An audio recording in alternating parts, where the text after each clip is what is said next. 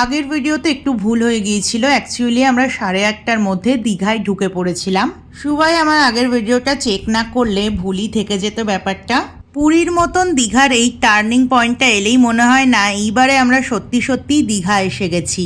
আগের দীঘার রূপ আর এখনকার দীঘার রূপ সম্পূর্ণ আলাদা। বেশ সুন্দর দেখতে লাগে এখন দীঘাকে। আমরা কিন্তু এইবারে আগে থেকে কোনো হোটেল বুক করে আসিনি।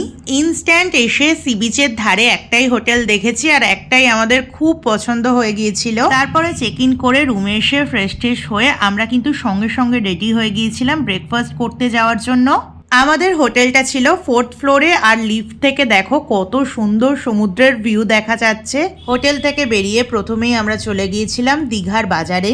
বাজারটা আমাদের হোটেল থেকে জাস্ট 5 মিনিট ছিল, তবুও আমরা বাইক নিয়ে এসেছিলাম বাজারে। তবে আমাদের হাওড়ার সাথে দামের খুব একটা তফাৎ নেই দেখলাম। এবার সবটাই কোয়ালিটির উপরে ডিপেন্ড করে। আমরা নিয়েছিলাম ইলিশ আর আমোদি মাছ। দেন আমরা ব্রেকফাস্ট কমপ্লিট করে চলে এসেছিলাম হোটেলে। আমাদের হোটেলের একটা গুড সাইন ছিল, ওরা বাইরের খাবার অ্যালাউ করছিল আর বাইরে থেকে কিছু এনে দিলে রান্নাও করে দিচ্ছিল আর রান্নাগুলো ছিল দুর্দান্ত। চলো এবার আমুদি মাছ খেয়ে কি করলাম বাকিটা নেক্সট ব্লগে বলি।